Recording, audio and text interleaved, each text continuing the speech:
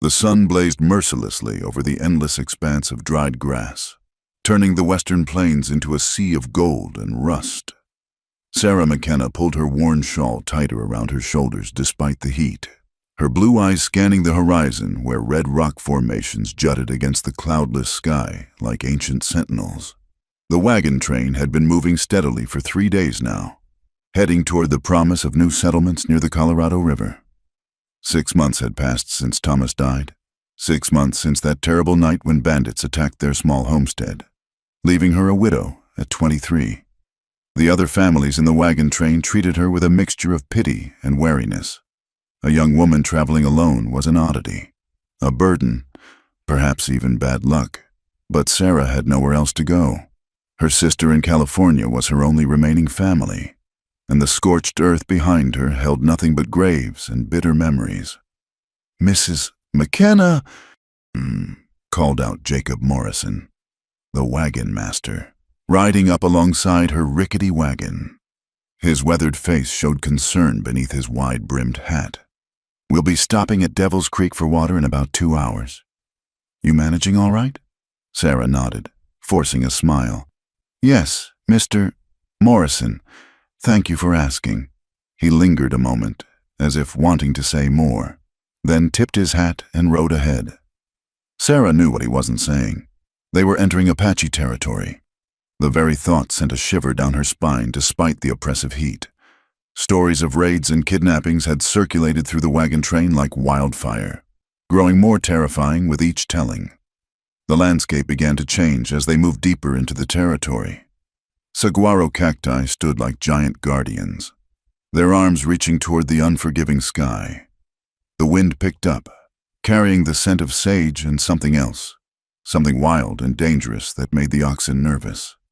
Sarah's horse, a gentle mare named Buttercup, whinnied softly and tossed her head. It happened just as the sun began its descent toward the western mountains. The attack came swift and brutal, not Apache, as everyone had feared, but white bandits who knew the wagon train's route. Gunshots cracked through the air like lightning. Women screamed. Men shouted orders that were lost in the chaos.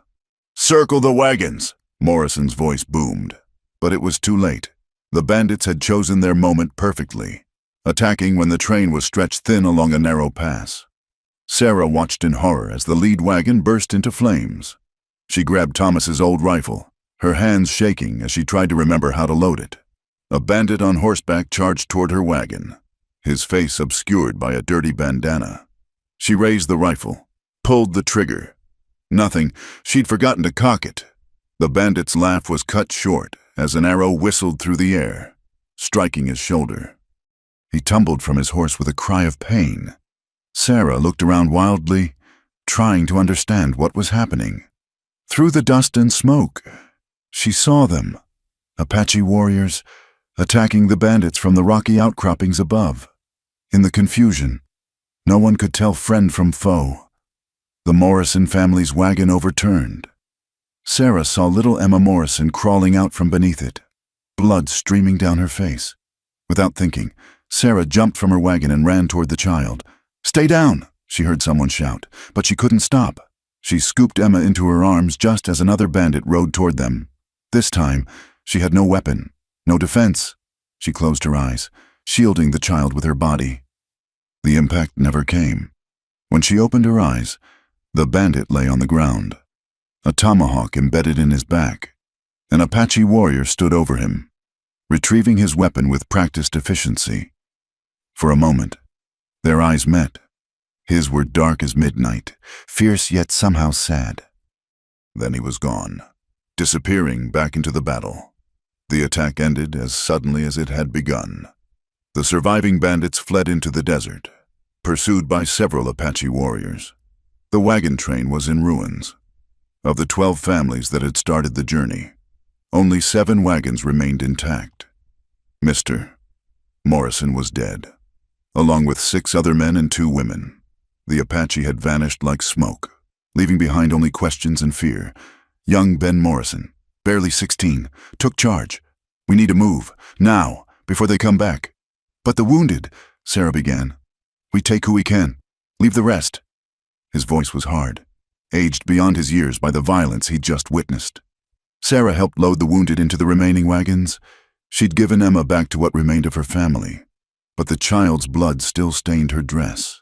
As the decimated wagon train prepared to move, Sarah realized with growing dread that her wagon was among those destroyed. Her horse was gone, probably stolen by the fleeing bandits. Everything she owned, her few precious belongings, Thomas's letters, her mother's Bible, all gone. "You'll have to ride with the Johnsons," Ben told her curtly. "There's no room anywhere else." But when she approached the Johnson wagon, Mrs. Johnson shook her head. "I'm sorry, Sarah. We're already overloaded. Perhaps the Millers." The Millers said the same, as did the Blackwoods. Sarah understood. She was bad luck now, touched by violence twice over. No one wanted her near their families. "I'll walk," she said quietly, lifting her chin with what dignity she could muster. As the wagons rolled away, Sarah trudged behind them, her boots already filling with sand. The sun was setting now, painting the desert in shades of blood and fire. She focused on putting one foot in front of the other, refusing to think about what would happen when darkness fell. An hour passed, then two. The distance between her and the wagon train grew larger. Her throat burned with thirst. Her feet bled inside her boots, when she stumbled and fell, skinning her palms on the rocky ground. She knew she couldn't get up again. The wagons were just specks in the distance now, disappearing into the purple twilight. That's when the sandstorm hit. It came roaring out of the north like a living thing, a wall of dust and fury that blotted out the stars. Sarah curled into a ball, pulling her shawl over her face, trying to breathe through the fabric. The wind howled like 1,000 demons, pelting her with sand and small rocks. She thought of Thomas, wondered if she'd see him soon. Perhaps it wasn't such a bad way to die, swallowed by the desert, becoming part of this vast and terrible landscape. Through the roar of the storm, she heard horses. Her heart seized with terror. The bandits had returned. She tried to burrow deeper into the sand, to become invisible, but strong hands grabbed her shoulders. Lifting her, she fought weakly, her strength nearly gone. A voice spoke words she didn't understand. Apache. Terror gave her a final burst of energy, and she struck out blindly. Her fist connected with a solid muscle, earning her nothing but a grunt. The hands didn't release her. The warrior, for she could see now that's what he was, lifted her onto his horse as easily as if she weighed nothing. Through the swirling sand, she glimpsed his face. It was the same man from the battle, the one who had saved her and Emma. Up close, she could see he was younger than she'd thought, perhaps 30, with sharp cheekbones and eyes that seemed to look right through her. He spoke again in Apache, then switched to broken English. "Storm bad. You die. Come." She had no choice. She was too weak to resist, too tired to feel proper fear. He pulled her against his chest, wrapping a blanket around both of them. His body was warm, solid, smelling of leather and sage, as he guided his horse through the storm with supernatural skill. Sarah found herself relaxing against him despite everything she'd been taught about his people. The storm raged on, but within the shelter of his arms, she felt strangely safe. Her eyes grew heavy. The rhythm of the horse's movement and the steady beat of the warrior's heart against her back lulled her towards sleep. Somewhere in her fading consciousness, she heard him speaking, not to her, but to the horse, or perhaps to the spirits that were said to guide his people. His voice was deep, melodious, nothing like the war cries in the stories. She didn't understand the words, but the tone was almost gentle, as darkness claimed her. Sarah McKenna, proper Christian widow, slept against his Apache chest, unaware that this moment of unconscious trust would change everything. The storm continued its assault on the desert, erasing wagon tracks and footprints alike, as if the universe itself conspired to separate her from the world she'd known. The warrior guided his horse toward the hidden canyon where his people camped, the woman in his arms growing heavier with sleep. He'd watched the wagon train for days, had seen how they treated her. When the bandits attacked, he'd led his warriors to drive them off, not for the wagon train's sake, But because those bandits had been terrorizing Apache families too, saving her had been impulse. Nothing more, or so he told himself. But now, with her sleeping trustingly against him, her golden hair spilling over his arm like sunlight, he wondered if the spirits had other plans. The storm began to die as they neared the camp, and stars emerged one by one, bearing witness to this unlikely pair, the Apache warrior and the White Widow, bound together by violence and storm, riding toward a destiny neither could imagine. The first sensation Sarah felt was warmth, not the scorching heat of the desert sun, but something gentler, like being wrapped in her mother's quilts back home in Missouri. She stirred slightly, her body protesting with a dozen different aches. Memory came flooding back. The attack, the storm, the Apache warrior. Her eyes flew open.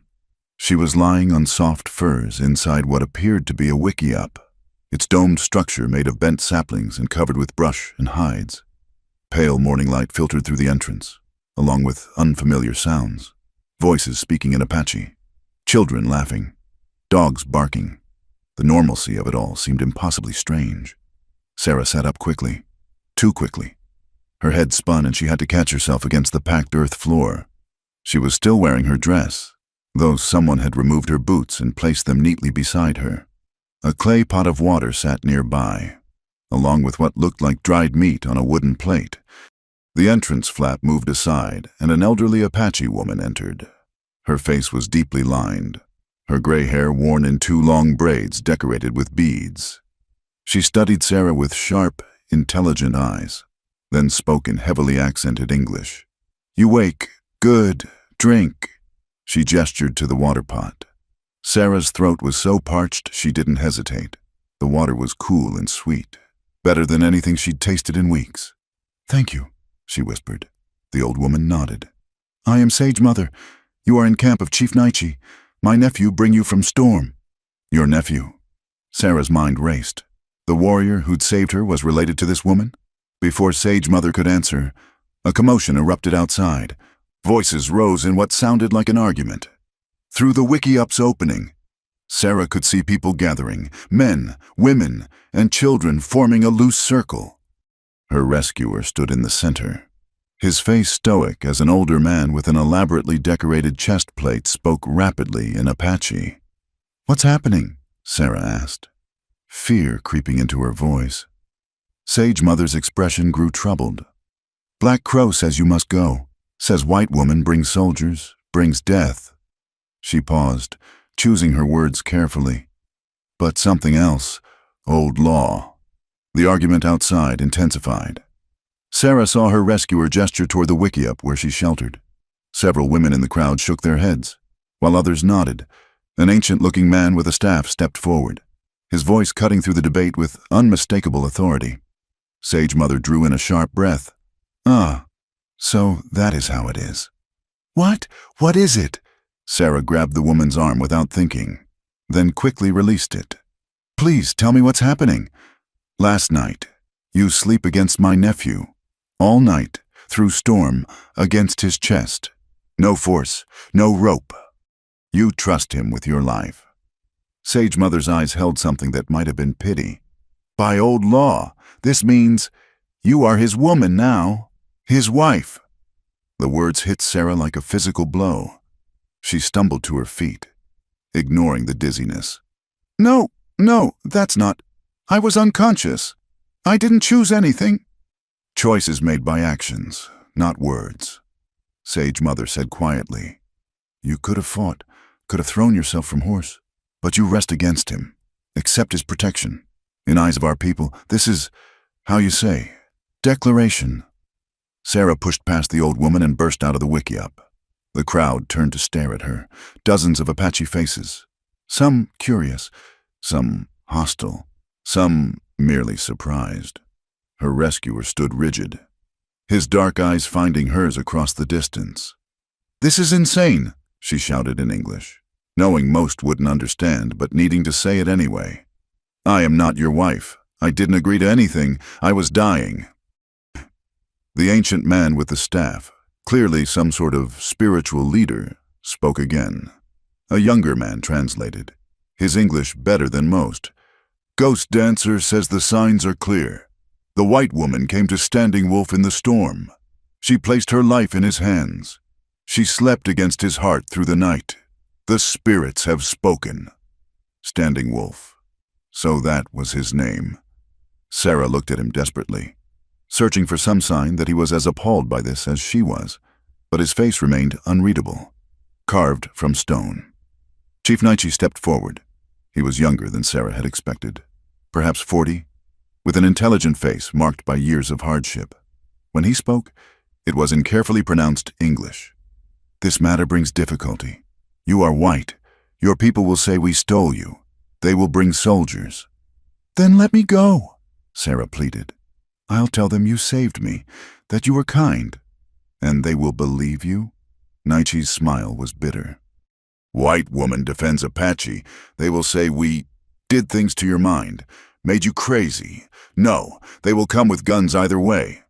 Black Crow spat on the ground. His translator relayed his words.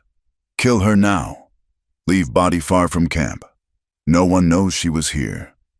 Several warriors nodded agreement. Sarah's blood ran cold. Standing Wolf moved then, positioning himself between her and Black Crow.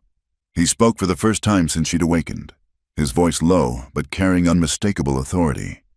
"My woman," he said in English, the words clearly difficult for him. "My protect." Black Crow's hand went to his knife. The tension in the camp ratcheted up another notch. Women pulled children back. Warriors shifted their stances subtly, choosing sides. "Enough!" Chief Naichi's voice cracked like a whip. "We do not spill blood in camp over this. The old law has been invoked. Ghost Dancer has spoken. The woman stays as Standing Wolf's wife unless—" He paused, looking directly at Sarah. "Unless she proves the joining is false, that she did not trust him, did not accept his protection freely." "How?" Sarah asked desperately. "How do I prove that?" Ghost Dancer spoke again, gesturing with his staff. The translator looked uncomfortable as he relayed the words. "You must show you have no trust in Standing Wolf, that you fear him as enemy. For 7 sons, you must run from him, hide from him, refuse his food, his shelter, his protection. If you succeed, you are free. If you fail—" He shrugged eloquently. Sarah's heart sank. 7 days of actively rejecting help in this harsh environment? It was virtually a death sentence. She looked around the camp, at the women watching her with expressions ranging from sympathy to suspicion, at the children peeking out from behind their mothers' skirts, at the warriors clearly divided about her presence. "And if I refuse this test?" Chief Naichi's expression hardened. "Then you accept the marriage. You become Apache. You live as Apache, die as Apache, never return to White World." Sarah felt the ground sway beneath her feet. This couldn't be happening. Just yesterday morning, she'd been part of a wagon train headed for California. Now she was trapped in an Apache camp, declared the wife of a man whose language she couldn't even speak. Standing Wolf said something in Apache to Chief Naichi, then turned and walked away without looking at her. The crowd began to disperse. The morning's entertainment over. Sarah stood alone in the center of the camp, the Texas sun already climbing toward its merciless zenith. Sage Mother appeared at her elbow. "Come, you need food. Stronger clothes if you mean to run. I give you these things. It is allowed. After that—" She shrugged. "After that, you are alone." Sarah followed the old woman back to the wickiup on trembling legs. Inside, Sage Mother produced a pair of moccasins and a simple hide dress. "Your white woman clothes no good for desert. These better." As Sarah changed, she asked, "Why are you helping me?" Sage Mother was quiet for a long moment. "Standing Wolf is good man, strong warrior, but he carries much pain. His first wife, Little Dove, killed by white soldiers 3 winters past. Baby daughter too. He says he will never take another wife." She looked at Sarah meaningfully. "Yet he brings you here. Spirits work in strange ways." "I'm not his wife," Sarah insisted. "This is all a terrible misunderstanding." "Perhaps, perhaps not. 7 days will tell." Sage Mother handed her a water skin and a small pouch of dried meat. Advice I give: do not run far. Desert will kill you faster than any Apache law. Hide, yes. Run, yes. But stay where you can see camp smoke, and watch for rattlesnake, scorpion, cat of the mountains. Sarah took the supplies with shaking hands. When does the test begin? When sun reaches highest point, then Standing Wolf will seek you. If he finds you, brings you back, gives you food or water or shelter, test is failed. Sage Mother's eyes held a glimmer of something that might have been amusement. He is best tracker in 5 bands. Has never lost prey. Wonderful, Sarah thought bitterly. She was expected to evade a master tracker in his own territory, with no knowledge of the land, no real supplies, and no hope of actual escape. The only thing worse than succeeding would be failing. As the morning wore on, Sarah prepared as best she could. She studied the camp's layout, the surrounding terrain, possible hiding spots. The Apache went about their daily business, pointedly ignoring her. Only the children stared openly, fascinated by the white woman who'd appeared in their midst like some exotic bird. Standing Wolf remained invisible. Sarah wondered if he was preparing too, or if he was so confident in his abilities that he needed no preparation. The thought sparked anger in her, anger at him, at the situation, at the cruel universe that had taken everything from her and now played this cosmic joke. When the sun reached its apex, Ghost Dancer emerged from his wickiup and struck a drum 3 times. The sound echoed across the camp like a death knell. Sarah's test had begun. She ran, clutching her meager supplies, heading for a cluster of rocks she'd spotted earlier. Behind her, she heard no pursuit. Standing Wolf would give her time to hide. She realized this was about honor, about proving the truth of their marriage, not about immediate capture. As she scrambled over the burning rocks, her white woman's skin already reddening under the fierce sun. One thought kept repeating in her mind, only to wake as his unwilling, burning bride. The irony wasn't lost on her. She was burning indeed, burning with anger, with fear, with the desert sun that threatened to cook her alive. And somewhere in this vast, hostile landscape, her husband was preparing to hunt her down. 7 days. She just had to survive 7 days. The 7 days had passed like 7 years.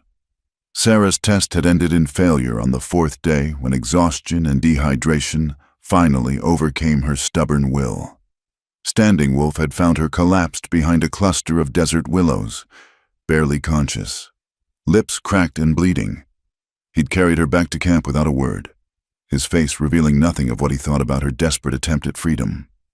Now, 3 weeks later, Sarah sat outside the wickiup she unwillingly shared with Standing Wolf, watching the daily life of the Apache camp unfold before her. The hostility had not faded. If anything, it had intensified. Women walked wide paths around her.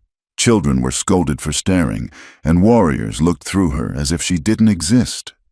"White witch," she heard them whisper in broken English when they thought she couldn't hear. "Bad luck, woman." Only Sage Mother continued to treat her with basic kindness, teaching her essential Apache words and showing her how to prepare food. Standing Wolf himself was more ghost than husband. He slept outside the wickiup, left before dawn for hunting or scouting, and spoke to her only when absolutely necessary. This morning was different. A commotion at the camp's edge drew everyone's attention. A hunting party was returning, but something was wrong. They carried a small figure between them, a child. Sarah recognized him as Little Hawk, a boy of perhaps 8 years, who was one of the few who still smiled at her when his mother wasn't looking. "Mountain cat," someone said in English for her benefit, or perhaps to blame her presence for this misfortune too.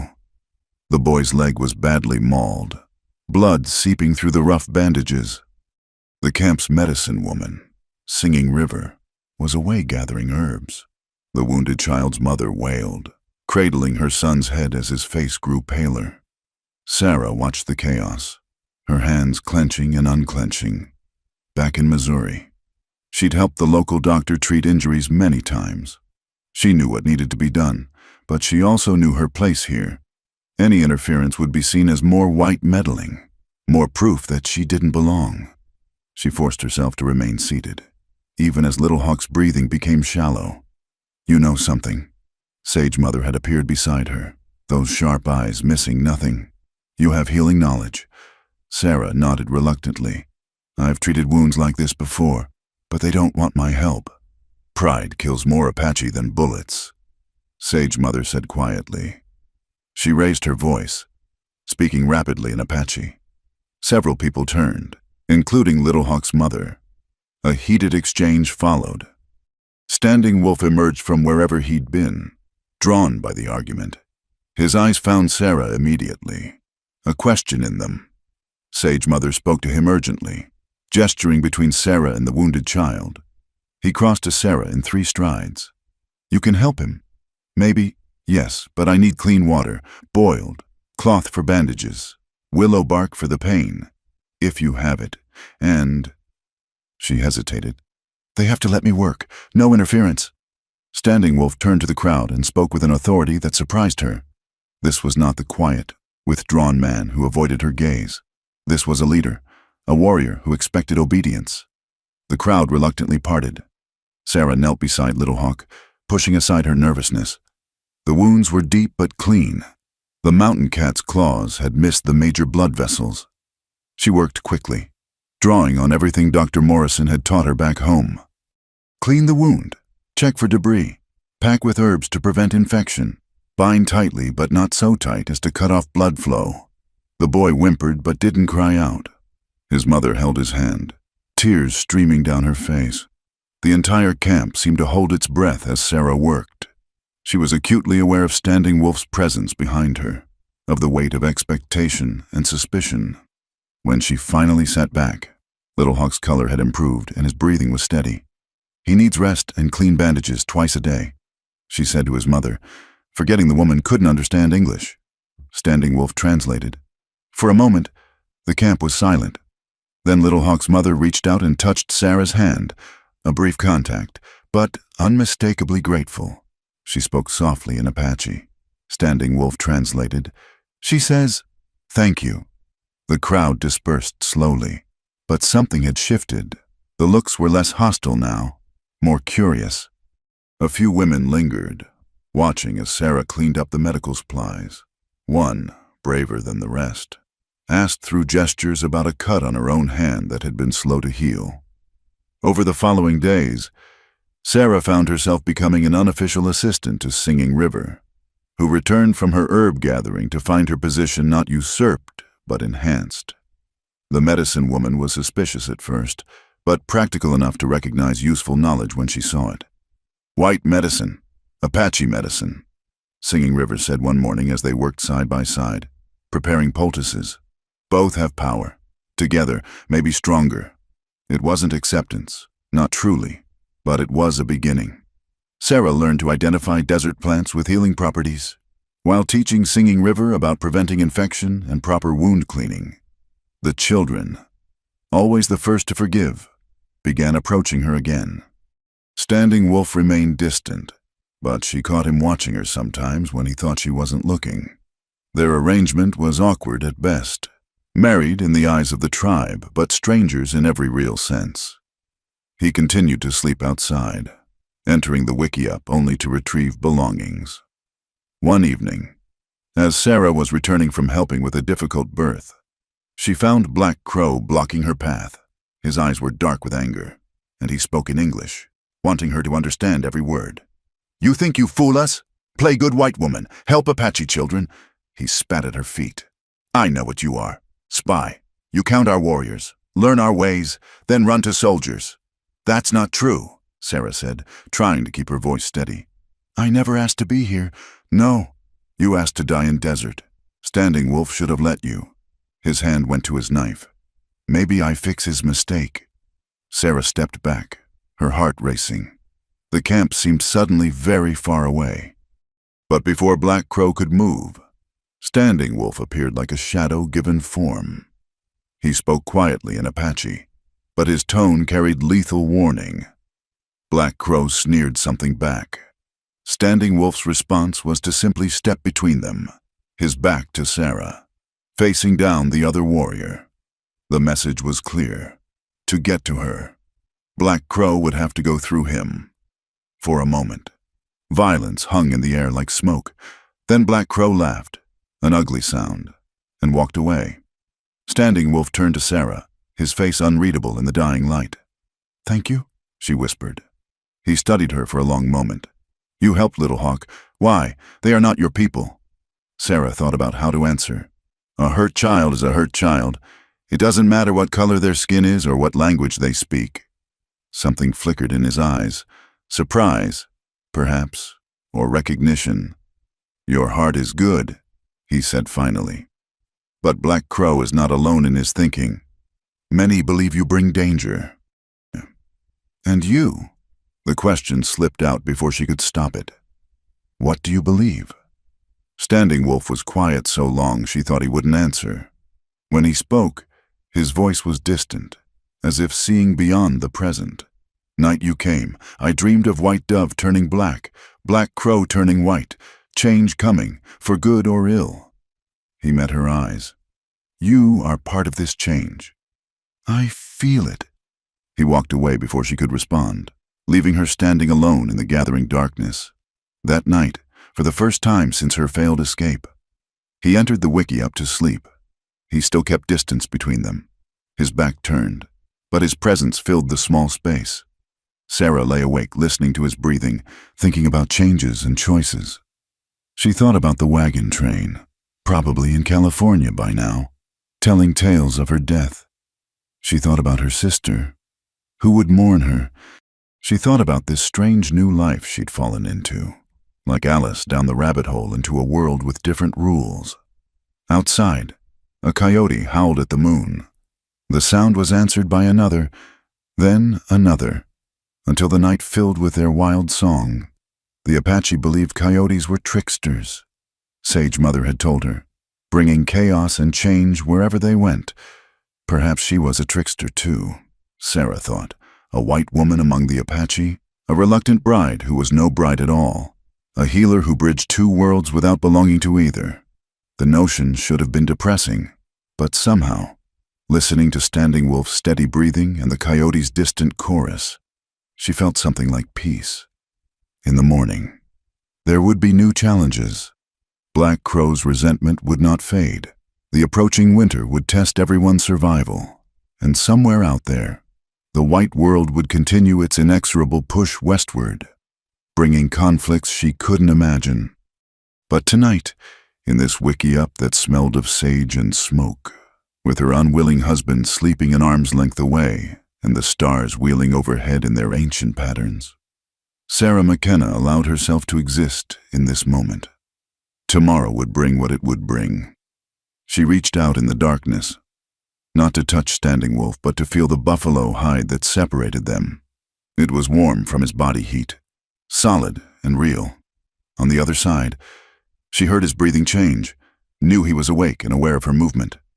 Neither spoke, but in that shared silence, something shifted between them. Not love, not yet even friendship, but perhaps the first fragile thread of understanding. It was more than many marriages had, Sarah thought with bitter humor. More than she'd had with Thomas in the end, when drink and despair had claimed him. The coyotes sang on, and Sarah finally slept, dreaming of doves and crows and transformations in the desert night. The drought came like a curse upon the land. For 2 months, no rain had fallen, and the usual water sources dried to cracked mud. The Rio Grande ran low, forcing the camp to move twice in search of better access. Game grew scarce as animals migrated toward whatever water remained in the mountains. Sarah had never imagined the desert could become even more unforgiving. But the drought proved her wrong. The heat was a living thing, pressing down from a brass sky that showed no mercy. Even the hardy Apache struggled, rationing water carefully, sending hunting parties farther afield with diminishing returns. "Sky is angry," Singing Rivers said one morning as they searched for medicinal plants in a dry wash. Most of the vegetation had withered, but Sarah had developed an eye for finding the few survivors. No ceremonies bring rain. Spirits turn faces away. Sarah didn't challenge the spiritual interpretation. She'd learned that Apache beliefs and practical knowledge were intertwined in ways her white upbringing hadn't prepared her to understand. What mattered was that everyone was suffering, and tensions in the camp ran as high as the temperature. 3 days later, those tensions exploded. A hunting party returned with disturbing news. White settlers had dammed a crucial stream 2 valleys over, diverting all the water for their cattle operation. The stream had fed a spring the Apache had relied on for generations. "We go and tear down dam," Black Crow declared at the council meeting.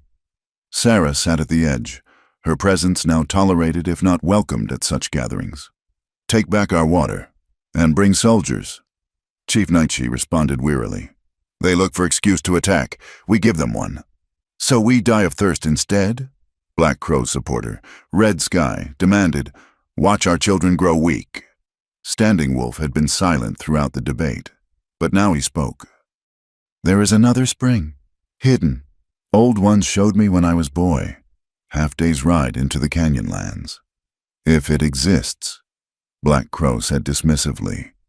"If it still flows, I will go see." Standing Wolf said simply, "Take others who wish to come."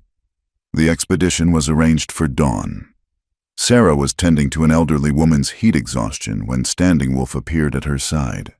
"You come," he said. It wasn't a question. "Me? Why?" "You have learned to see water signs. Desert has taught you." He paused.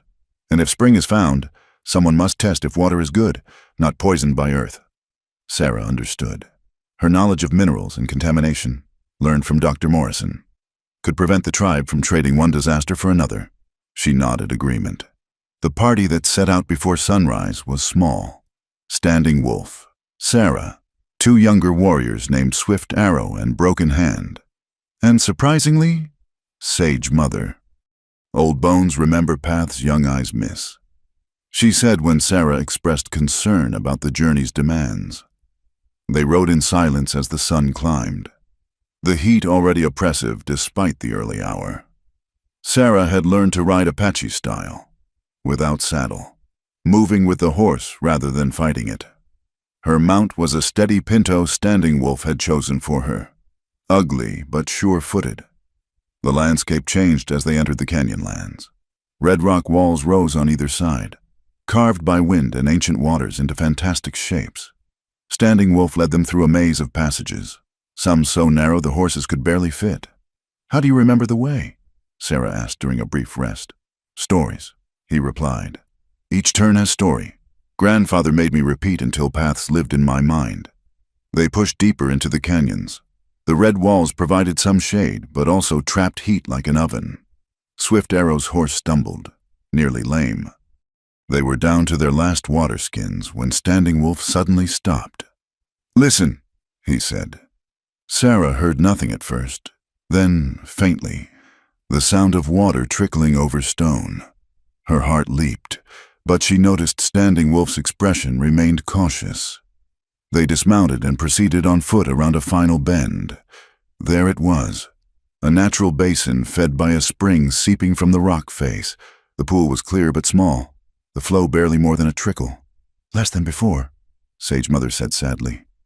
"When I was girl, water poured like river here." Standing Wolf knelt to taste it, but Sarah stopped him. "Let me test first." She examined the water carefully, checking for discoloration. Unusual smell. "Any sign of mineral contamination?" She tasted a tiny amount, waiting for any burning or bitter sensation. Finally, she nodded. "It's good. Safe." Relief washed over the group. They refilled their water skins, let the horses drink carefully. But the spring's weak flow was troubling. It might supplement the tribe's water supply, but couldn't sustain them alone. "We need to find why flow is weak," Sarah said, studying the rock formation.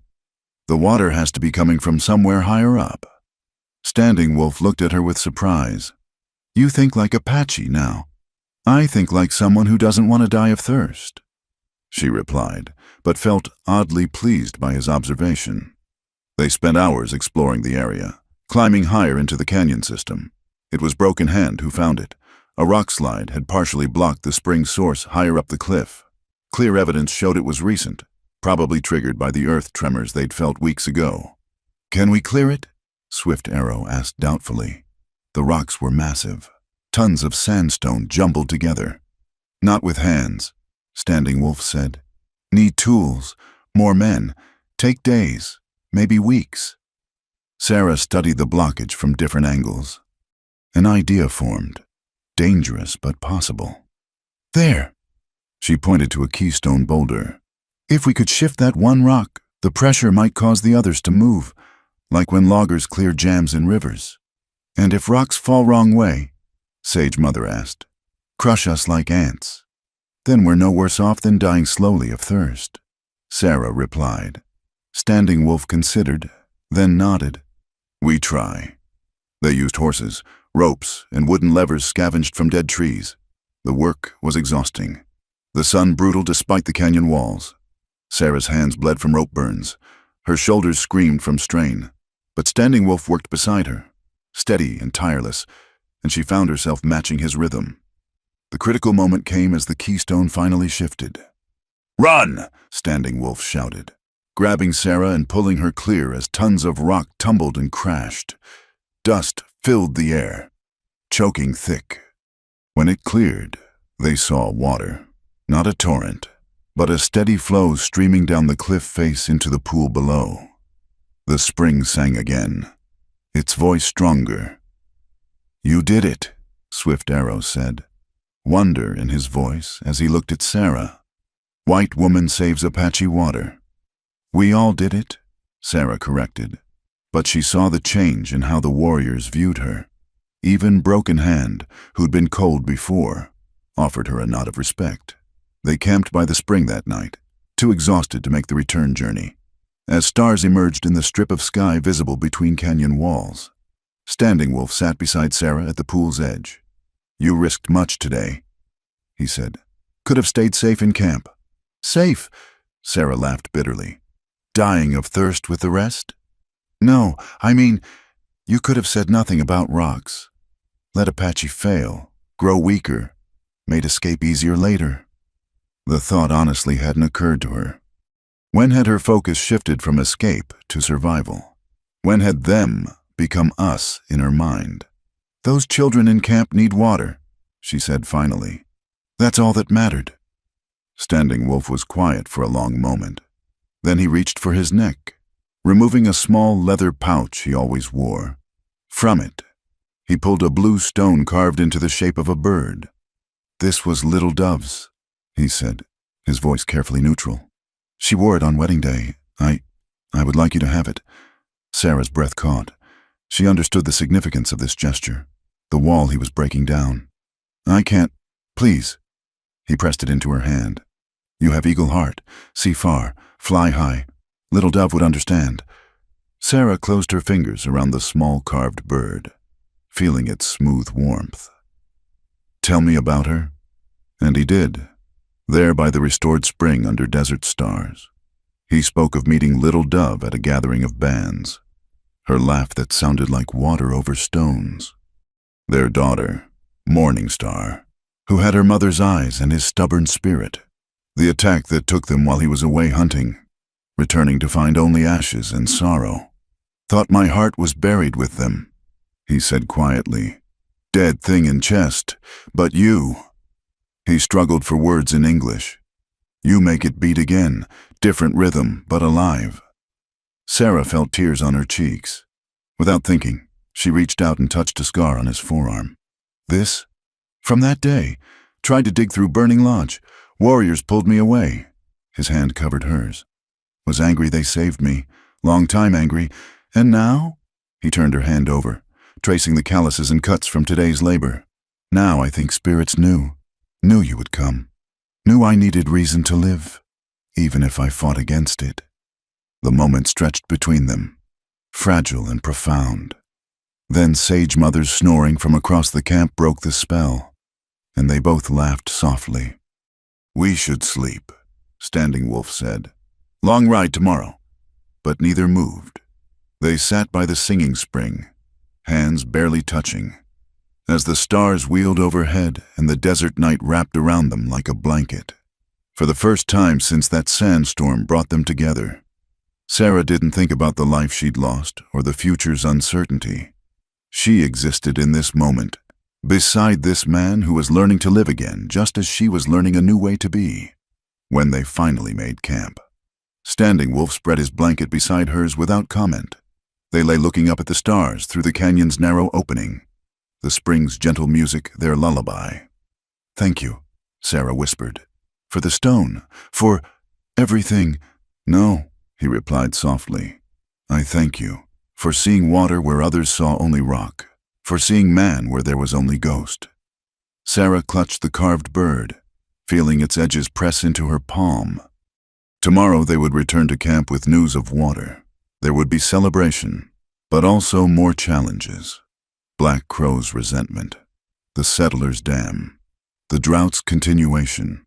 But tonight, she had this, the sound of flowing water, the warmth of Standing Wolf beside her, and a small blue bird that carried the weight of trust and perhaps the first whispers of something deeper. The desert had taken everything from her, stripped her down to bare survival. But perhaps, she thought as sleep finally claimed her, it was giving something back, something unexpected and precious, flowing like water from stone. The news traveled faster than wildfire. Within days of their return with water, whispers reached the camp. The white woman who lived with the Apache had been seen.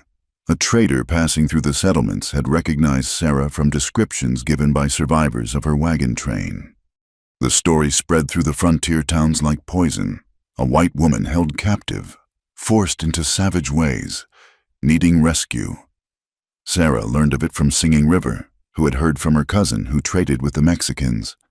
"Soldiers will come," the medicine woman said grimly. "White men say you are prisoner. Say we." She made a gesture that needed no translation. "But that's not true," Sarah protested. "I could tell them." "Tell them what?" Singing River's eyes were sad but knowing. "That you are wife to Apache warrior? That you choose to stay? They will not believe. Will say we poisoned your mind, used dark magic." She touched Sarah's sun-browned arm. "You look Apache now. Dress Apache. Speak our words. To them. This is proof we stole your soul." The camp buzzed with tension. Chief Naichi called council after council, debating whether to move deeper into Mexico or stand their ground. Black Crow used every opportunity to remind people that he'd warned them about keeping the white woman. "She brings death to us," he declared loudly enough for Sarah to hear as she passed. "Blue coats will burn our lodges looking for her." Standing Wolf had grown quieter with each passing day, the brief warmth from their night at the spring retreating behind walls of worry. Sarah found him one evening sitting alone on a ridge overlooking the camp, his rifle across his knees. "You're standing guard," she observed, settling beside him. "Someone must watch." He replied without looking at her. "Soldiers could come any time." "This is my fault?" Sarah said quietly. "If I hadn't—" "No." His voice was sharp. "Fault belongs to those who see only what they wish to see, who think Apache cannot have willing white wife." The word wife still felt strange between them, but less so than before. In the weeks since finding the spring, something had shifted. They shared the wiki-up now, without awkwardness. She knew how he liked his meat cooked, which mocassins he preferred for hunting. He brought her interesting stones from his travels, knowing she collected them. Small intimacies that built like sediment into something solid. "What will happen when they come?" she asked. Standing Wolf finally looked at her, and she saw fear there. Not for himself, but for her, for his people. "Depends on how many. If few, maybe we talk. If many—" He gestured toward Mexico. "We run, always running." 3 days later, the dust cloud appeared on the horizon. Sarah was helping repair fishing nets when the scout's whistle pierced the air. Women grabbed children, men reached for weapons. The evacuation plan, practiced many times, went into effect. But as the riders drew closer, it became clear this wasn't the army. Just 6 men, civilian clothes, riding hard. Sarah's heart sank as she recognized the lead rider, Samuel Morrison, Ben's older brother. From the wagon train, the others were hired guns by their look, hard men with harder eyes. Chief Naichi met them at the camp's edge, Standing Wolf and other warriors flanking him. Sarah stayed back, but Samuel spotted her immediately. "Sarah McKenna!" he called out. Thank God, we've come to rescue you." The word rescue fell into the silence like a stone into still water. Sarah felt every eye in the camp upon her. This was the moment. She could go with them, return to her old life, leave all this behind. No one would stop her if she chose to go. She stepped forward slowly, aware of Standing Wolf's rigid posture, of the weapons held ready on both sides. Samuel dismounted, his face showing relief and something else, a possessive gleam that made her uncomfortable. "You poor thing," he said, reaching for her. "What have these savages done to you? Don't worry, we'll get you cleaned up and proper again." Sarah stepped back from his reaching hands. "I'm not going with you, Samuel." Confusion crossed his face. "What? You don't understand. You're safe now. We've come to take you home. I am home," she said quietly, but firmly. The silence stretched taut. One of the hired guns shifted in his saddle, hand moving toward his pistol. Standing Wolf's rifle lifted slightly in response. "They've done something to her mind," Samuel said to his men, then louder, for the Apache to hear. "She's not thinking clearly. Look at her, dressed like one of them. Probably forced to. His face reddened. "We're taking her, by force if necessary." "Try," Standing Wolf said in clear English, stepping forward. "See what happens. So you speak our language, savage?" Samuel sneered. "Is she your squaw then? Did you ruin her?" The insult hung in the air like a challenge. Sarah saw Standing Wolf's knuckles whiten on his rifle, saw warriors on both sides tense for violence. In that moment, she understood with crystal clarity. Blood would spill here. People would die, all for the sake of rescuing her from a life she'd chosen. "Enough!" She stepped between the two groups, addressing Samuel but speaking loudly enough for all to hear. "Yes, I am his wife, by my own choice. No force, no coercion. I spoke vows witnessed by the tribe and blessed by their holy man." The lie came easily. There had been no ceremony, but they needn't know that. "I am here because I choose to be." "You can't mean that," Samuel protested. "You're a white woman, a Christian." "I'm a woman who was left to die in the desert by her own people," Sarah interrupted, letting anger color her voice. "The wagon train abandoned me when my wagon was destroyed, left me to walk until I collapsed. Would have died if not for Apache kindness." She saw shock on Samuel's face. Clearly, a different version of events had been told. "That's not... Ben said you were taken during the attack. Ben was a scared boy who made hard choices." Sarah said more gently, "I don't blame him, but I won't go back to people who measure my worth by whether I'm useful to them." She touched the blue bird carving at her throat. "Here, I am valued. Here, I am loved." The last word slipped out unbidden, but she didn't take it back. She felt Standing Wolf move closer behind her, not touching but present, supporting. Samuel's face cycled through emotions. Disbelief, anger, disgust. "You're making a mistake. When the army comes, and they will come, they won't care about your choices. They'll slaughter every Apache here and take you anyway." "Then I'll stand with my husband and my people," Sarah replied, "as a wife should." One of the hired guns spat tobacco juice. "Waste of time. Morrison. Woman wants to be a squaw. Let her... Plenty of other white women need saving who'll be grateful for it." But Samuel wasn't done. His hand moved to his saddlebag. "I have something for you. From your sister." He pulled out a letter. "She thinks you're dead. Mourns you." Sarah's resolve wavered. Martha, her only blood family, mourning her. She took the letter with trembling hands but didn't open it. "I'll write to her. Let her know I'm alive and well. But I won't return." "You're really choosing them over your own kind?" Samuel's voice dripped disdain. "Over civilization? Over God?" "I'm choosing love over fear," Sarah said simply. "Peace over prejudice. A hard life with meaning over an easy one, without..." She stepped back, closer to Standing Wolf. "Please go. Tell anyone who asks that I'm here by choice, that I'm happy." Samuel looked like he wanted to argue further, but one of his men spoke up. "Morrison, we need to go.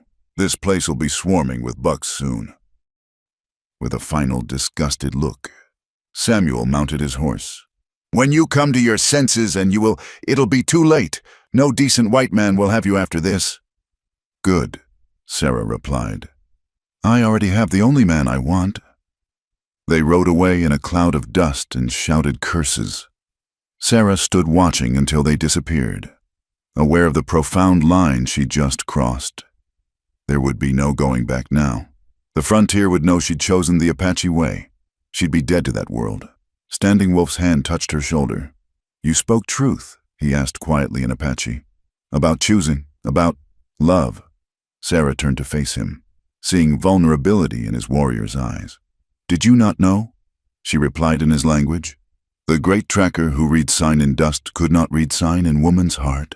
His hand cupped her face with infinite gentleness. "Hoped, feared to hope. Fear no more," she whispered. Around them, the camp slowly returned to normal activities, but Sarah saw the change in how people looked at her. She had been tested in a way their own traditions couldn't devise, and she had chosen them over her birth people. Even Black Crow watched with something that might have been grudging respect. That night, Chief Naichi called her to his fire. "Your words today may have prevented bloodshed," he said, "but they also seal your fate. The white world will not forgive what they see as betrayal." "I know," Sarah replied. "Army will still come. Your choice will not stop them." "I know that too." The chief studied her. "Then we must prepare, and you must truly become one of us, not just in dress or language, but in ceremony, in spirit." He glanced at Standing Wolf. "A proper joining, blessed by all traditions. So when soldiers come, they face not captive and captor, but Apache family united." Sarah felt Standing Wolf's tension and understood. A true ceremony would bind them in ways their accidental marriage hadn't. It would mean fully accepting not just him, but his world, his spirits, his ways of seeing. "Yes," she said without hesitation. "I would be honored." Later, in their wiki-up, Standing Wolf held her as she finally read Martha's letter by firelight. Her sister's grief-stricken words cut deep, but also strengthened Sarah's resolve. The woman Martha mourned, proper, obedient Sarah who did what was expected. That woman had died in the desert. Who lived now was someone stronger, someone who chose her own path. "Will you write to her?" Standing Wolf asked. "Yes, tomorrow. I'll tell her I'm alive, that I'm happy, that I've found where I belong." She folded the letter carefully. "She won't understand, but maybe someday." "Someday doesn't matter," Standing Wolf said, pulling her closer. "Only today matters. Today, you chose us, chose me, every day," Sarah promised, turning in his arms. "I choose you every day." Outside, thunder rumbled, the first promise of rain in months. The drought might be ending, Sarah thought, but storm clouds of a different kind were gathering. The army would come. As Chief Naichi predicted, their love, their life, would be tested by forces greater than either of them. But tonight, with the rain beginning to fall and her husband's arms around her, Sarah allowed herself this moment of peace. She had crossed her Rubicon, burned her bridges back to the white world. Whatever came next, she would face it as what she had become, an Apache wife, a woman who chose love over convention, belonging over blood. The rain drummed harder on the wiki-up, and Sarah smiled. The desert was blooming again, and so was she. The ceremony was set for the full moon, 3 weeks after Samuel Morrison's visit. In that time, the camp transformed, despite the looming threat of military intervention, or perhaps because of it. The Apache threw themselves into preparation with determined joy. This would be a proper wedding, a binding not just of two people but of two worlds, witnessed by spirits and blessed by tradition.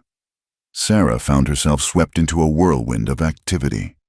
Sage Mother and Singing River took charge of her preparation, teaching her the women's ceremonial songs, the meaning behind each ritual element. Her wedding dress was crafted by the best seamstresses in the camp, soft doeskin adorned with hundreds of tin cones that would sing with her movements. Intricate beadwork telling stories of strength and adaptation. You cannot wear white woman's sadness into new life. Sage Mother explained as she taught Sarah to prepare the traditional cornmeal cakes. Must leave sorrow at river. Let water carry away. Start clean. The cleansing ceremony took place at dawn, a week before the wedding. Sarah stood waist-deep in the cold river water while the elder women sang prayers around her. As instructed, she spoke her griefs to the flowing water: Thomas's death, the loss of her old life, the pain of abandonment, the fear of an uncertain future. The river took them all, carrying them away toward distant seas. When she emerged, shivering but somehow lighter, Standing Wolf was waiting on the bank with a blanket. He wrapped it around her shoulders, his eyes soft with understanding. "Feel different?" he asked. "Empty," Sarah said, then reconsidered. "No, not empty. Ready to be filled with something new." But the shadow of approaching danger grew darker each day. Scouts reported increased military activity at Fort Buchanan. The trader who supplied information to Singing River's cousin had stopped coming, suggesting the settlements were preparing for conflict. Chief Naichi ordered extra sentries and began planning evacuation routes. "We do ceremony, then move camp," he decided at council, "into the canyon lands where horses cannot follow easily." Black Crow, surprisingly, had become less hostile since Sarah's public declaration. He still didn't trust her fully, but her rejection of the white rescuers had earned something like respect. "You spoke strong words to white men," he told her one evening as she helped his wife repair a torn buffalo hide. "Maybe heart is Apache after all. We see." 2 nights before the ceremony, Standing Wolf disappeared. Sarah woke to find his place empty, his weapons gone. Panic seized her until Sage Mother explained, "His custom, warrior must go alone to sacred place, speak with spirits, ask blessing for joining, prepare his heart." She patted Sarah's hand. "He returns morning of ceremony, or not, if spirits say no." "What do you mean, or not?" Sarah asked, alarmed. "Sometimes spirits show warrior he chooses wrong path. Sometimes warrior doesn't return at all. Desert takes him, or enemies, or his own doubts." Sage Mother's eyes twinkled. "But Standing Wolf is strong." "And spirits already showed approval when they brought you to him in storm. He goes to hear what he already knows." Still, Sarah barely slept those 2 nights. She found herself standing outside their wickiup, scanning the darkness for any sign of his return. On the morning of the ceremony, as pink touched the eastern sky, she was there again, wrapped in a blanket against the pre-dawn chill. A figure emerged from the desert like a ghost becoming solid. Standing Wolf, walking with purpose, carrying something wrapped in leather. His eyes found hers immediately, and the smile that crossed his face made her knees weak with relief. "You came back," she whispered when he reached her. "Always," he replied, touching her face briefly. "Spirit spoke, showed me things." He handed her the leather bundle. "This is for you, for today." Inside was a necklace, not Apache-made, but clearly ancient. Turquoise and shell beads interspersed with carved fetishes of unfamiliar design. "From the old ones," Standing Wolf explained. "Found in sacred cave. Spirit said it waited for you, for woman who bridges worlds." The day passed in a blur of preparation. Sarah was bathed again, her hair washed with yucca root until it shone, then dressed in the beautiful wedding clothes. The tin cones made music with every movement, and she felt transformed, neither the grieving widow from Missouri nor fully Apache, but something new, something uniquely herself. The ceremony began at sunset. The entire camp gathered in a great circle, with a ceremonial fire burning at the center. Chief Naichi presided, with Ghost Dancer invoking the spirits. Sarah entered from the east, Standing Wolf from the west, meeting at the fire as tradition demanded. The rituals were complex, meaningful. The sharing of corn pollen, the binding of hands with a sash woven from both Apache materials and threads Sarah had salvaged from her old dress. They walked clockwise around the fire 4 times, once for each direction, while the people sang blessings. When it came time for words, Standing Wolf spoke first in Apache, then English so Sarah would understand fully. "Before my people and all spirits, I take you as wife, not because law says, not because tradition demands, but because heart chooses. You came in storm, stayed through drought, brought water from stone. You heal with gentle hands, fight with fierce spirit. I give you my protection, my provision, my truth. I share your joy, carry your sorrow, until last star falls. You are mine, and I am yours. Sarah's response came in Apache first, halting but clear, then English. Before your people who have become my people, before spirits I'm learning to honor, I choose you as husband. You saved my body from storm, my spirit from despair. You showed me strength can be gentle, that different worlds can touch without breaking. I give you my trust, my loyalty, my tomorrow. I tend your fire, share your path, heal your wounds, until the last star falls. I am yours, and you are mine. The crowd murmured approval at her Apache words. Even Black Crow nodded. Then came the surprise. Chief Naichi produced a worn Bible, one of the few trade goods the Apache had kept rather than sold. White woman's tradition too must be honored, he said solemnly. Speak words your people need. It was irregular, mixing Christian and Apache elements.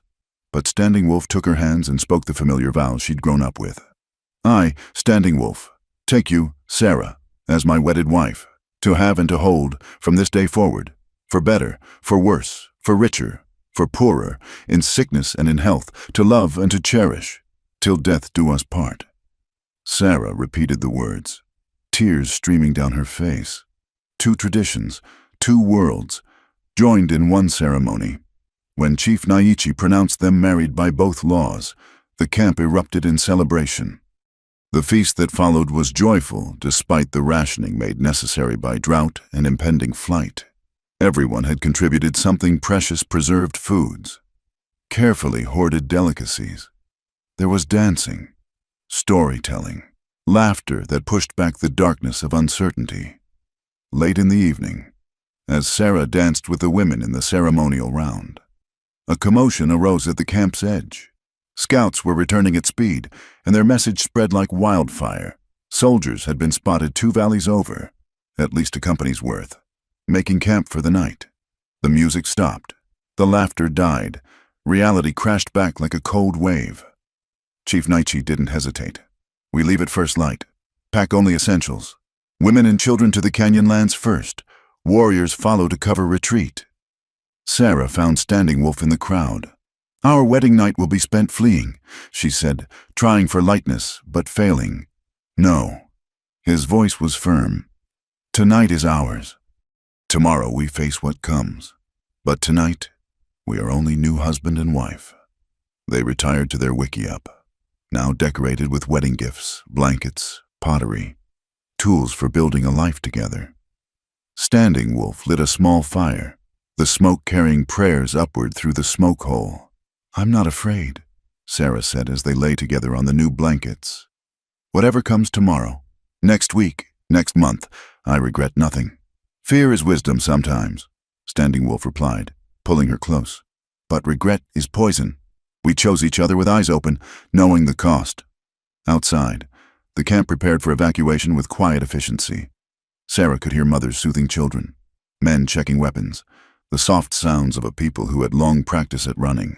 But inside their wickiup, in the circle of firelight, there was only them, 2 people who had found each other across impossible divides, who had chosen love despite every reason not to. Tell me again about the Spirit's message. Sarah whispered. What did they show you? Standing Wolf was quiet for a moment. Showed me paths diverging, coming together, diverging again, like rivers that split but find each other downstream. Showed me children with golden hair and dark eyes. Showed me old age by water that never fails. He paused. But also showed me sorrow, separation, choices that cut like knives. Spirits don't promise easy path.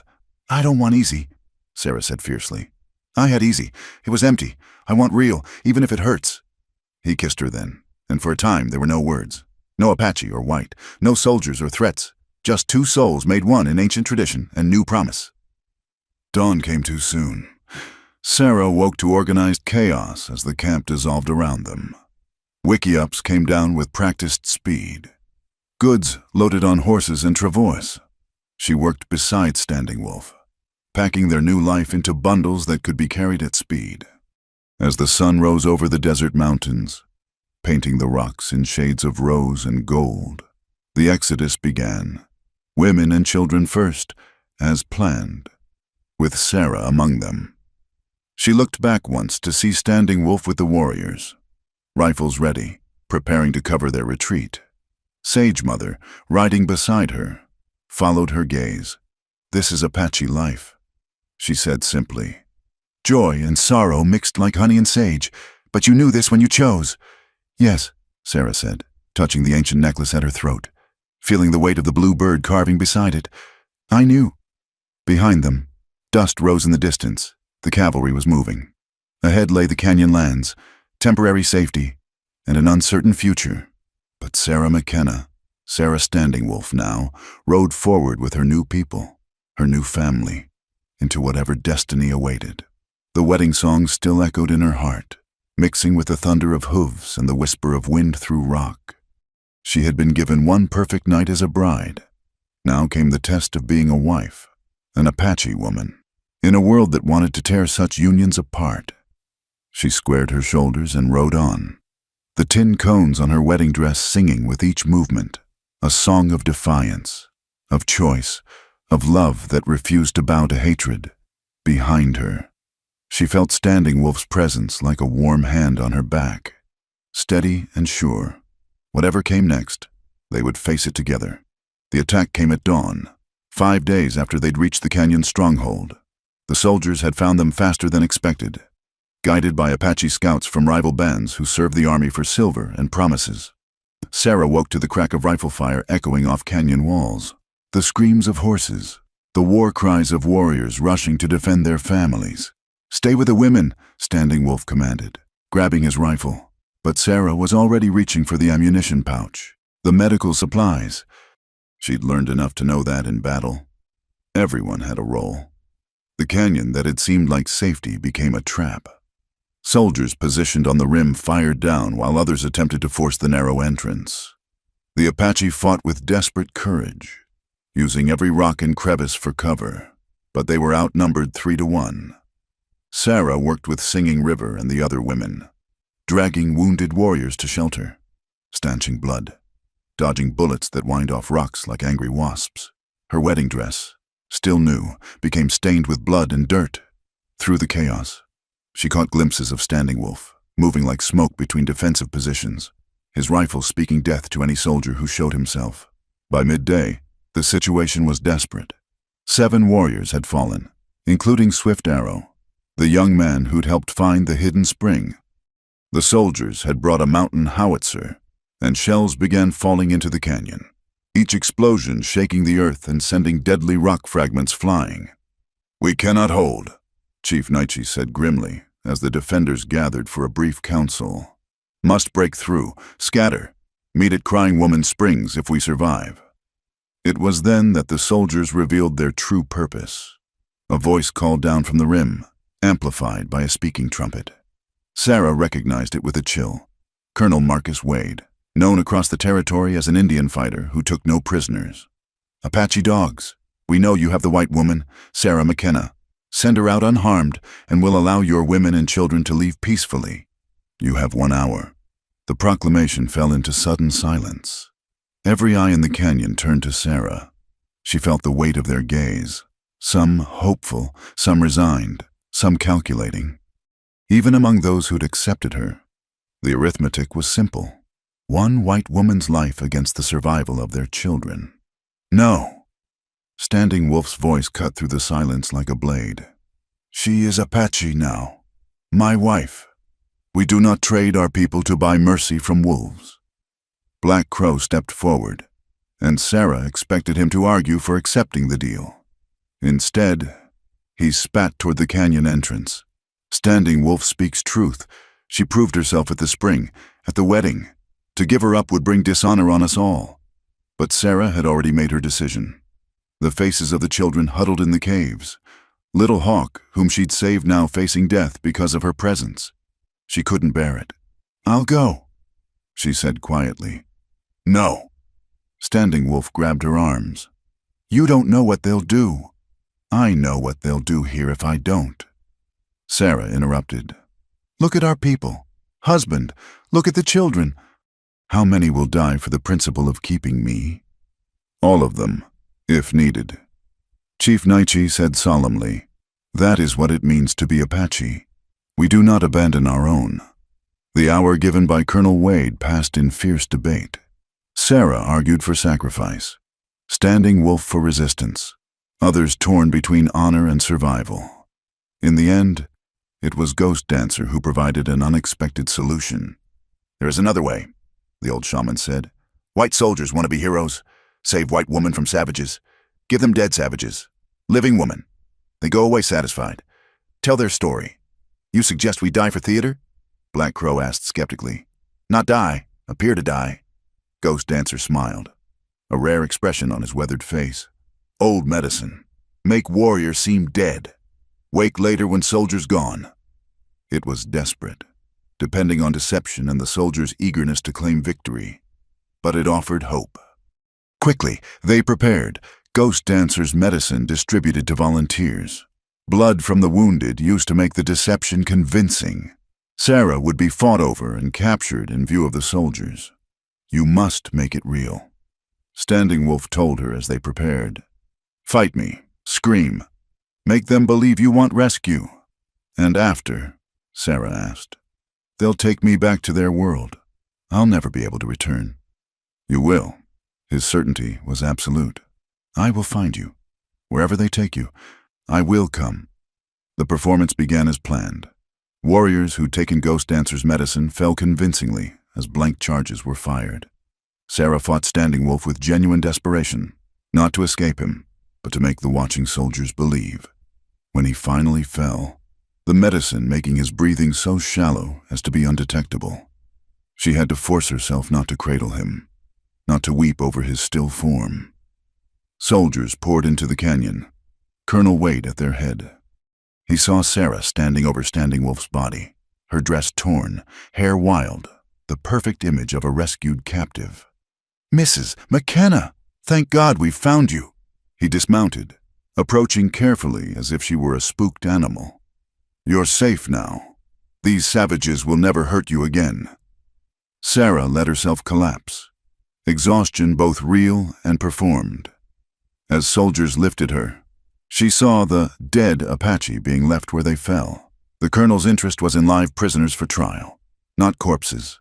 The surviving women and children were being herded out, as promised, their men apparently dead. "No!" Sarah suddenly fought the soldiers holding her. "You said you'd let them go peacefully." "And we are," Colonel Wade said soothingly. "They'll be taken to the reservation at San Carlos. Better life than these mountains. I assure you, regular food. Civilizing influences." Sarah bit back her response. She'd heard of San Carlos, a place of death, disease, and despair, where proud Apache were penned like cattle. But arguing would break her role as traumatized captive, as they led her away. She managed one look back. Standing Wolf lay motionless where he'd fallen, along with a dozen other warriors. To anyone watching, it was a scene of decisive victory. Soldiers rescuing a white woman from her savage captors, leaving Apache men dead in the dust. But Sarah had seen Sage Mother's slight nod, the hand signal that meant the medicine was working. In hours, the dead would wake.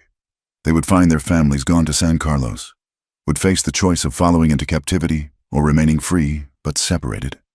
The ride to Fort Buchanan took 2 days. Sarah was treated like precious glass, given the colonel's own tent, offered the best food, constantly asked about her ordeal.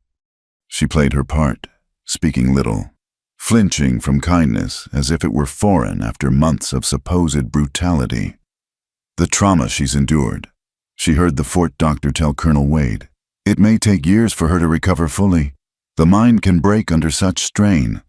"Poor woman," Wade replied. "To think what those animals must have done. Well, she's safe now. We'll send her to her sister in California as soon as she's strong enough to travel." But Sarah's apparent weakness was calculation. She listened to everything, learned the routines, identified opportunities. Standing Wolf had promised to find her, but she had no intention of waiting passively. The Apache had taught her strength, survival, patience. She would use all three to reunite with her husband. On the fourth night at the fort, as she lay in the infirmary bed they'd insisted she needed, Sarah heard commotion outside. Apaches had been spotted in the hills, hostiles who'd escaped the roundup. The fort went on high alert, soldiers manning walls, scouts sent out. She smiled in the darkness.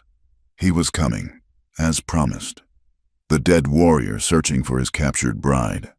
But Sarah knew he couldn't take her from the fort by force. Too many soldiers, too many guns. They would need to be cleverer than that. The next morning, she began her own campaign. First, she needed to convince them she was recovering, becoming civilized again.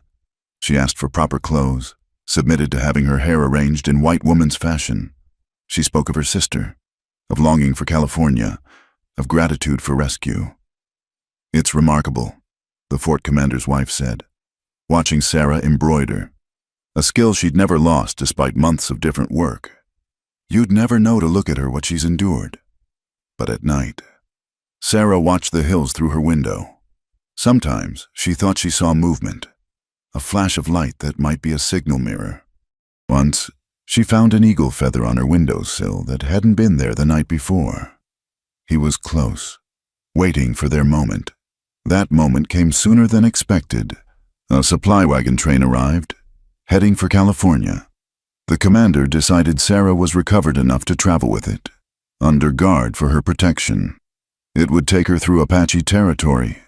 Dangerous, but faster than waiting for a proper escort. Sarah packed the few things she'd been given, including hidden within them the blue bird carving she'd refused to let them take, claiming it was a memento of her dead husband from the wagon train. As the wagon train prepared to leave, she scanned the horizon one last time. There, barely visible on a distant ridge, a lone rider.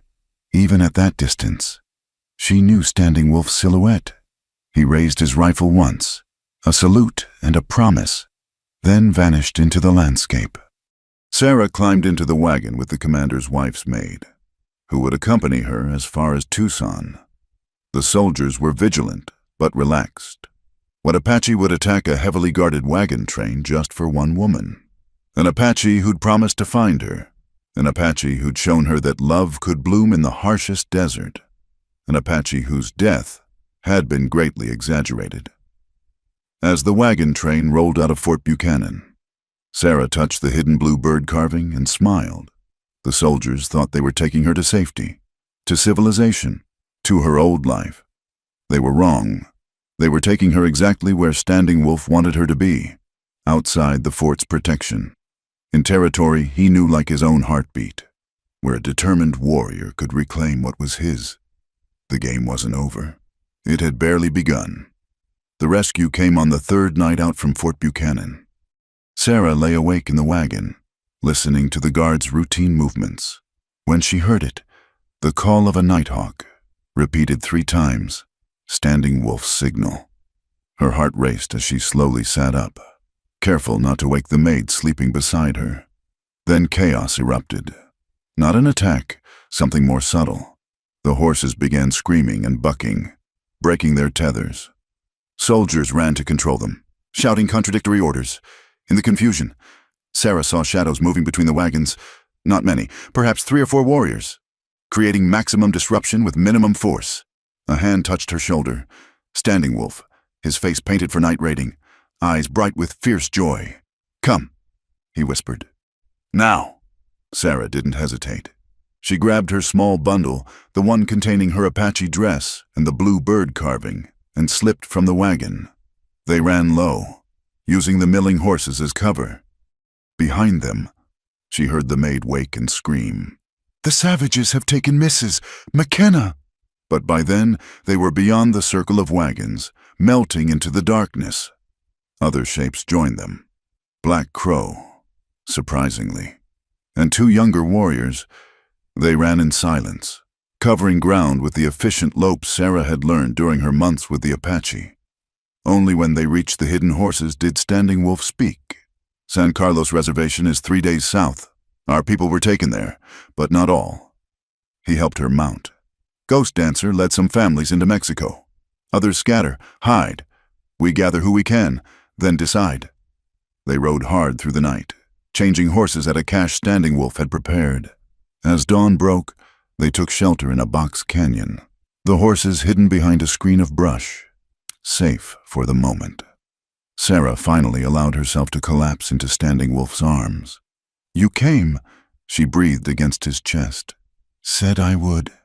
His hold tightened. "But Sarah, things are bad. Very bad. The soldiers burn ranches they say helped Apache, shoot men who resist, take children to white schools far away." His voice roughed with emotion. "Our world breaks apart. Then we build a new one," Sarah said fiercely. "Together." Black Crow approached, his expression grim. "Soldiers will follow. They want her back. Make big show of saving white woman. We cannot stay here." "Where can we go?" one of the younger warriors asked. "Mexico means leaving forever. Reservation means slow death."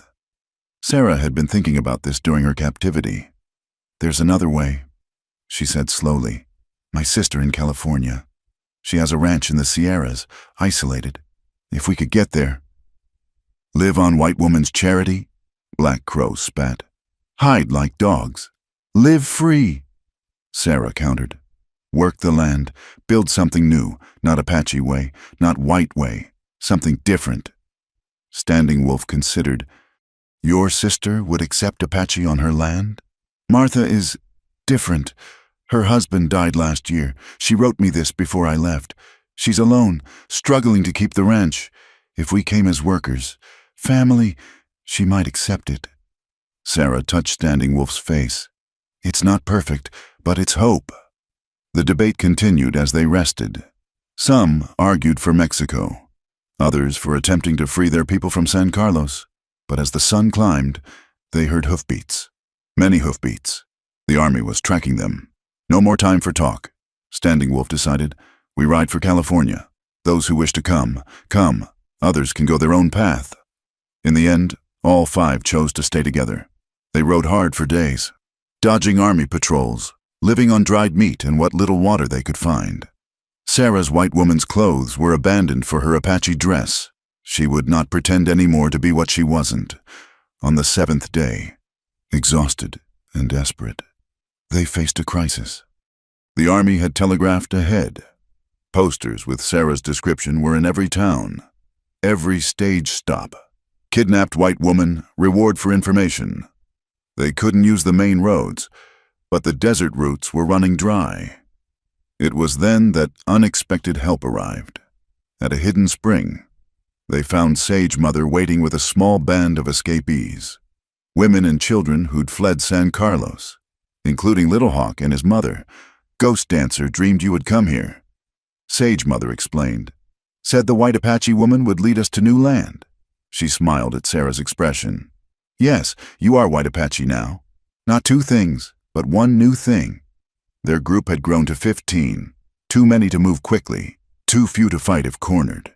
But Standing Wolf and Sarah developed a desperate plan. They would split up, the women and children taking a longer but safer route through the mountains, the warriors creating diversions to draw pursuit. "No." Sarah grabbed Standing Wolf's arm when he explained, "We just found each other. I won't lose you again." "Not lose," he promised. "Different paths to same place. Like rivers the spirits showed me." He pressed a paper into her hands.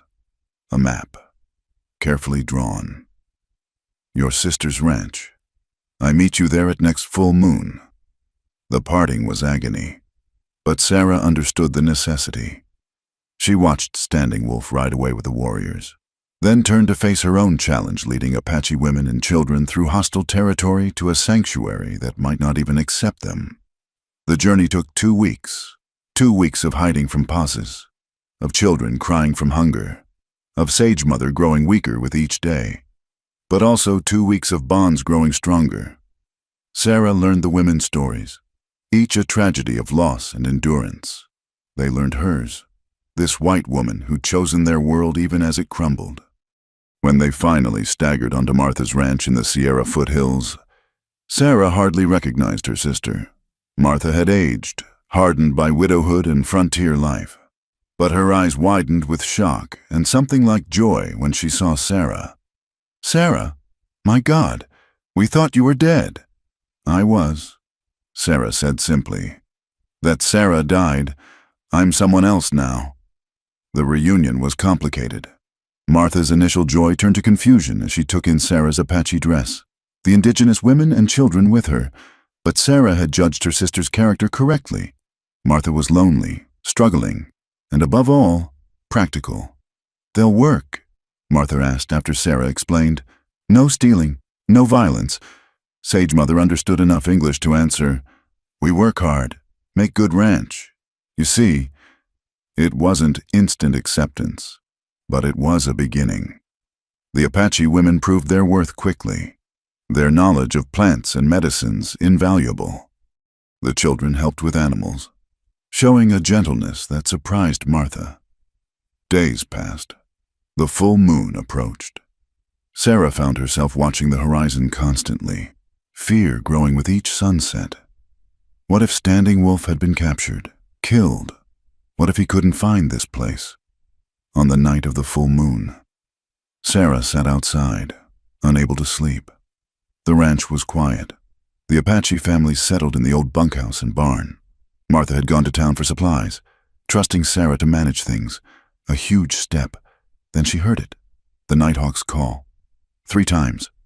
Standing Wolf emerged from the shadows, thinner, a new scar on his cheek, but alive. Behind him came Black Crow and one of the young warriors. The 4th had been killed creating a diversion.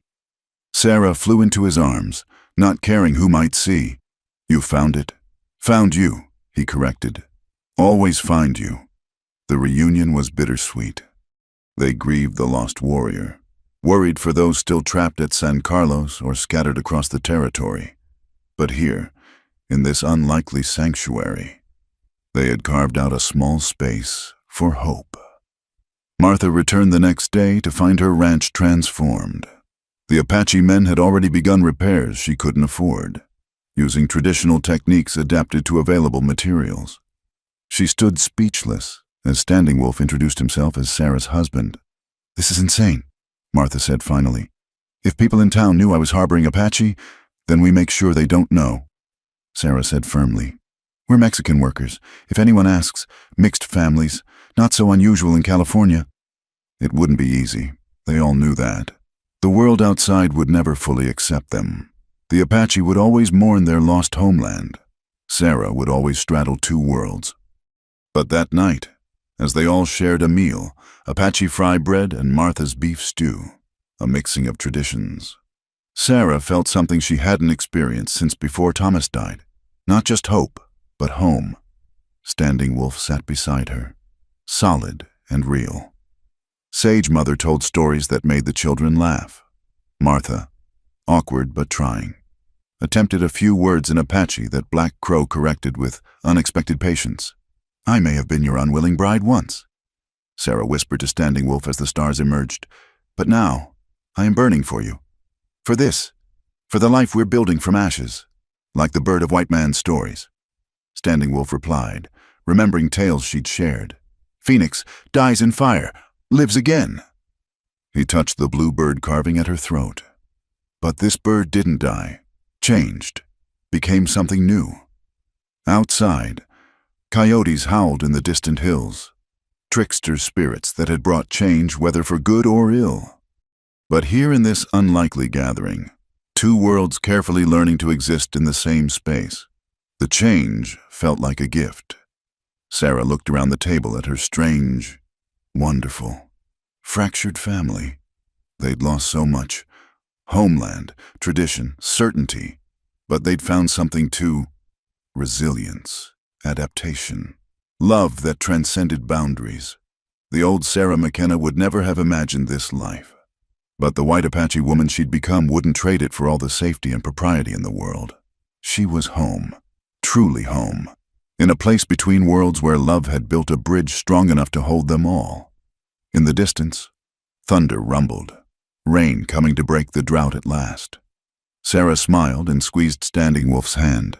Let the storms come. They'd weathered worse. They were survivors. All of them. And sometimes, in a world that demanded you be one thing or another, survival meant creating your own space where you could be both. Neither. Something entirely new. The desert had taken everything from her, then given her everything in return.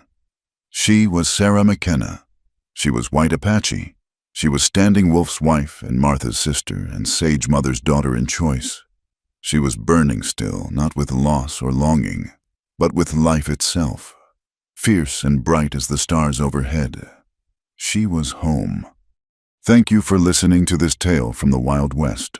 If you enjoyed Sarah and Standing Wolf's story, I'd love to know where you're listening from. Please share in the comments below. Don't forget to subscribe to From Wild West channel for more stories of love, courage, and survival in the American frontier. What did you think of Sarah's transformation? Would you have made the same choices? Share your thoughts. I read every comment and love connecting with fellow Western romance enthusiasts.